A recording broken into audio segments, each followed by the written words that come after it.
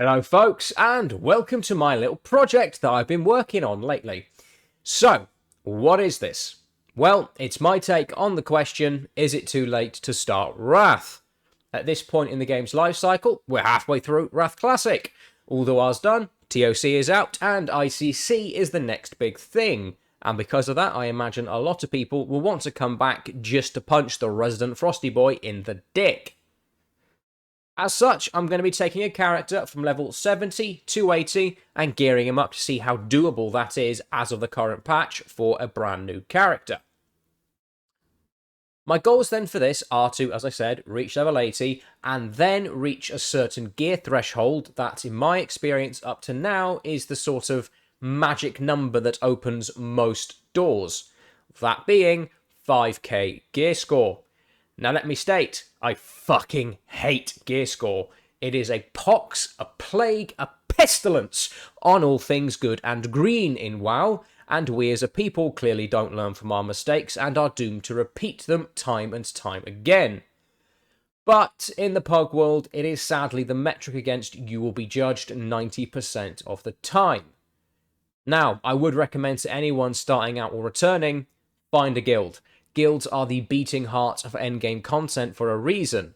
Pugs may be able to achieve similar things, but a guild will always win over more consistently. In this project, I am not going to be looking for a guild for a couple of reasons. Namely, I've got one already. I'm a raider. That's my bread and butter in WoW.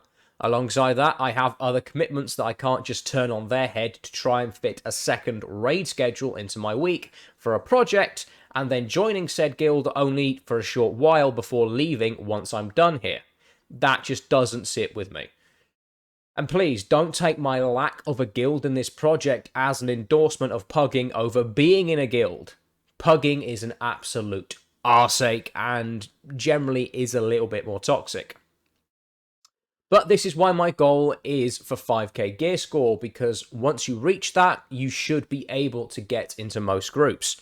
Sensible raid leaders and so on will check logs and experience, so this isn't a guarantee, and I would still suggest you learn your class and boss mechanics and all of that. But generally, in my experience, once I reach this metric on one of my ults, I'm free to do pretty much whatever I want.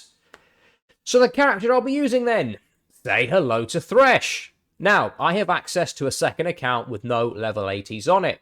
Next to no gold, nada. Thresh himself is a boost character and he has the gear and whatnot you get with that. Now, I will be playing as a prot paladin. I know in similar projects and challenges that have done something like this in the past have had a few restrictions placed on them in regards to spec and playstyles. Just look back on Preach's newbie project in Legion. The amount of hoops and hurdles that had to be navigated because of community beliefs and, for want of a better word, excuses that ended up being in place in that series was a bit silly to me. I've just never understood it because it's all the same in the Pug world. Tanking and healing are viable methods of gameplay, and if you're a bad healer or a bad tank, it is far more noticeable than if you're a bad DPS. Also, my paladin on my main account is Holy and Ret, so prot is a spec I don't have much experience with, so it's a learning curve for me, and whilst I know what I'm doing as a tank generally, the whole thing is just new, and I like that.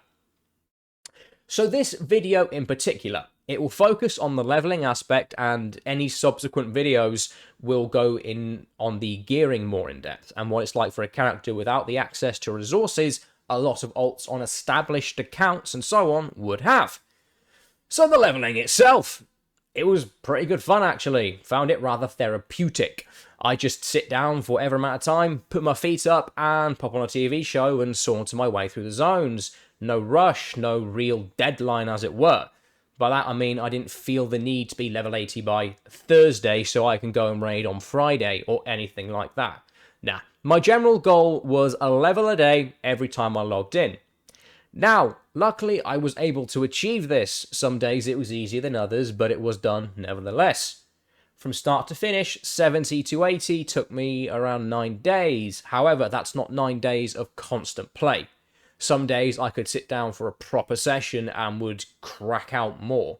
But there were some days I just couldn't log in at all, be that for IRL reasons or anything like that. And then there were other days where I could do 2 or 3 hours here and then go out and do whatever I needed to do, come back that evening, do another 2 hours, and still manage to get that level in, but only just. So, the first 4 to 5 days, I was able to average a level and a half, and nothing really all that interesting happened. Luckily, I had a load of rested XP, so that carried me all the way to 76. The bulk of this was done through simple questing. However, I would go and do a dungeon or two if there were quests attached, but I wasn't spamming them, and I wasn't able to get into every dungeon. I couldn't get groups for Old Kingdom, Drak'Tharon Keep, or the Nexus, but I got into everything else at least once, which was great for breaking things up, getting a couple of leveling upgrades, that sort of thing. Also, a couple of days after I started, so I started on the Wednesday, and that Friday was the start of the AV weekend. For those that don't know, during a Call to Arms Battleground weekend, you get increased rewards for partaking in that content for the duration. Because of this, the Alliance has this habit of just swarming Alterac Valley and spamming it to death for easy XP. Now, I did do a couple of AVs, but again, it wasn't a thing I spammed. Over that weekend period, I did 4 to 5 and won like 2 games. So it didn't really have a massive impact at all. It was just something I did to cleanse the palate every now and then. So around level 76 is when things started to slow down a fair whack. I'd run dry on rested XP and had entered Zul'Drak at this point. Now, quests in Zul'Drak, at least in certain parts, are a bit more complex mechanically, shall we say? At least compared to the collect 10 pig's bladders quests we all know so well. For example, the Overlord Drakuru questline, you've got to dress up as a ghoul, and if you use any of your abilities while in said costume, you'll get kicked out, and all those mobs you're trying to fool will attempt to mount your head on a very pointy stick. The disguise can also just decide it doesn't want to work anymore and starts to kick you out. Because all of this, the quests associated to it have an item you need to use, and it's generally very slow compared to everything else. Now, that's not a bad thing. It just shakes things up and is more interesting, and I did have a grand time. But it did, as I said, slow things down a bit. I also got quite lucky with the Amphitheatre of Anguish. Those are the Gerthok and Woden arena quests in Northrend. There was a level 80 paladin boasting his mate. He was pretty well geared, and they were taking all and sundry. So I got in there, full 5-man group, and smashed it in about 10 minutes. Lots of XP from that alone. After about half a day in Zul'Drak, hit 77 and went to Dalaran to get me wings. Now this leads me on to the travel aspect of this entire journey. A new or returning player won't have access to the book you can send to alts to get flying right away, so they will spend the first 7 levels grounded. Now, this isn't bad at all. If you've got yourself a fast horse, it won't be a big deal. As I've said in videos past, Northrend is well designed. The zones leading up to Icecrown and Storm Peaks are meant to be comfortable to move about in without a flying mount, and I never felt that I needed a griffin to get from A to B. Now, it naturally will speed things up a bit for an alt, but at that point, fair enough. It's not your first character, and perhaps you just want to get to A tier as soon as possible. I think we can all understand that. Once I got my cold weather flying, I made for Icecrown. Now, something else I haven't really touched on yet is the reputation you'll need. So, each of Northrend's main factions have some of the best enchants in the game tied to them for head and shoulder slots. Now, since I'm playing Protection, the general best enchant going comes from the Argent Crusade, and as such, I did as many quests as I could through the leveling process that contribute to that faction. As of this video, I'm just shy of Revered, which is where the ultimate goal for that faction is. I stayed in Icecrown until 78.5, roughly. During this time, I picked up a load of badges of heroism, around 30, I think. Now, these are the lowest form of badges available to players, but they will be able to net you some easy eye-level 200 gear as soon as you hit 80. And that's what happened. When I dinged, I picked up a trinket and a Libram, both decent upgrades that will serve me well for the start of my gearing journey. The thing with Icecrown, though, is it's very open and simultaneously empty and full. Most of the quests are on the edge of the zone's map, as the bulk of the middle of the zone is just carpeted in angry zombies that will tear you limb from limb. Because of this, travelling time really went through the roof during this period. Again, that's not a bad thing. It's thematic and makes sense for an area that is the literal heart of the Scourge forces.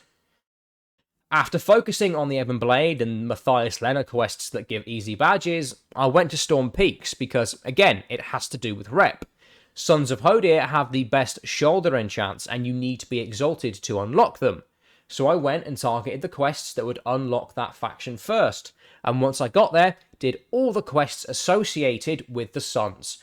I was roughly a little bit into Honoured, not bad, but this is the part where this rep grind that sets up dailies and repeatable content begins. Now, you can do that, go back each day, do your dailies, and it might take you a week or so to get where you need to be. However, you can do what I did instead, and that's go to the auction house and buy yourself some relics of Ulduar. You can grind them as well, but buying is just far, far, far easier. During launch, a stack of 200 relics might have set you back 200, 300, 400 gold a pop. At least that was the rough pricing on my server at the start. Now, however, I picked up around 800 relics for about 150 gold, give or take, and that was more than enough to get me to Exalted and then some. So with that, I was level 79 and had already dealt one of the most important reps you will ever need in Wrath Classic.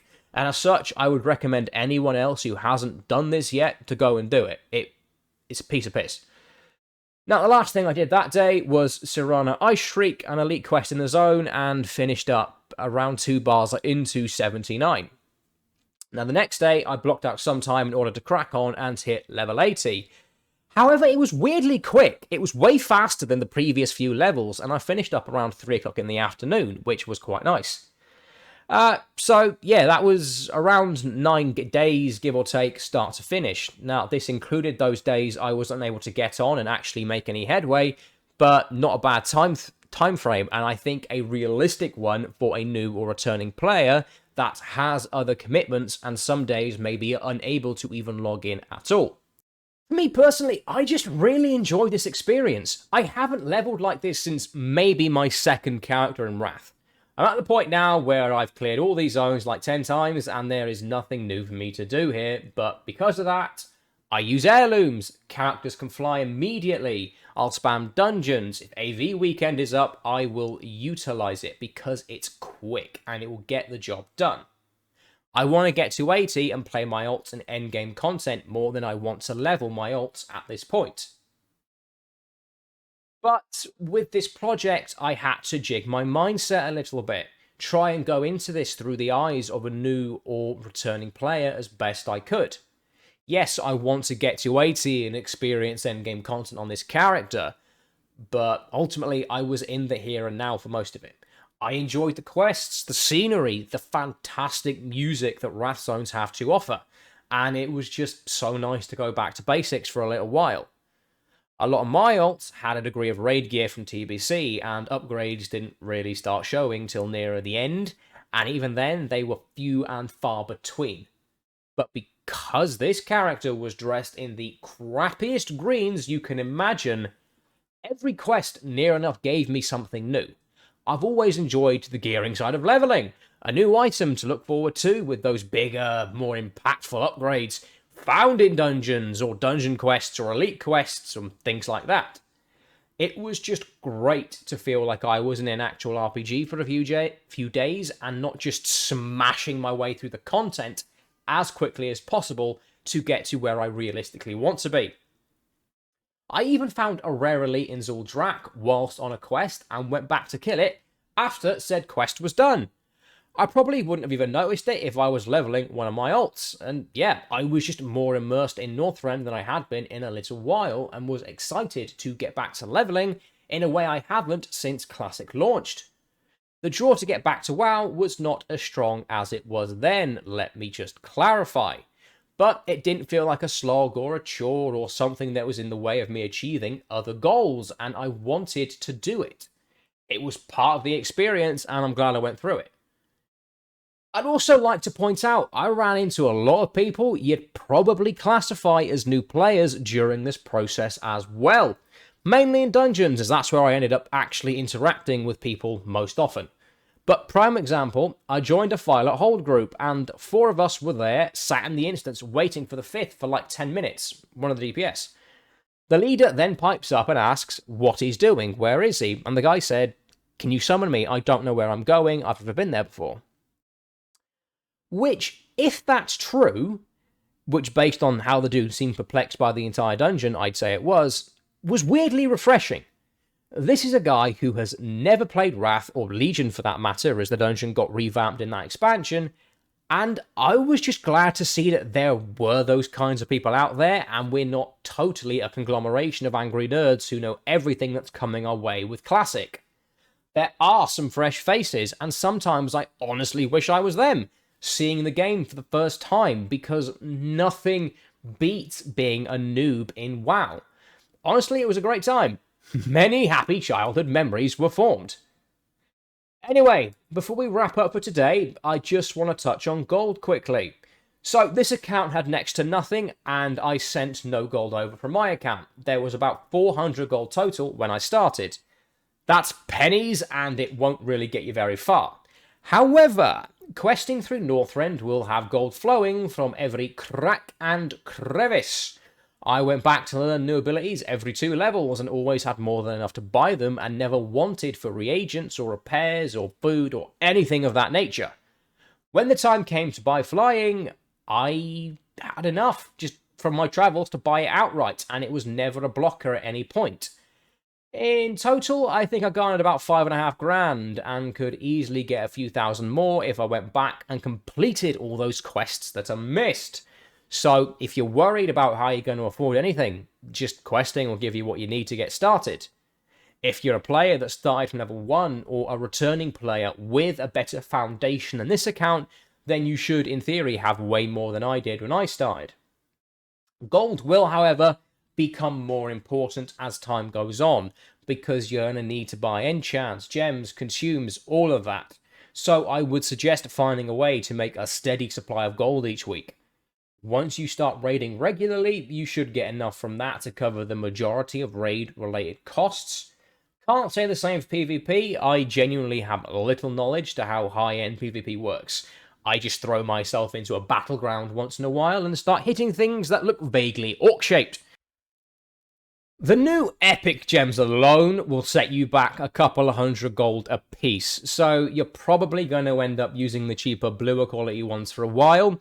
That's fine, they aren't horrific, but you may end up joining a guild where there are some requirements as to gemming and enchanting that mean you need the best available, and that does make sense in a guild looking to consistently clear content with minimal friction. But if your guild's a bit more laid back and they understand that you're new and lacking in virtual moolah, that sort of thing, they'll probably be a bit more forgiving on that for a while. But that is all for now. Thresh is level 80 and I'll be working towards getting him geared over the next little while. Shouldn't take too long, but taking into account other things I've got to do as well, I reckon a week to 2 weeks is a more than reasonable time frame. I know if I sat down and committed every minute of every day to this, I'd be done in a couple of days. But again, I don't see that being overly realistic. Anyway, let me know your thoughts down below. Like, sub, share with your pals and so on. That'll be grand. I'm also doing some test streams over on Kick if you fancy taking a look at that and giving me a follow.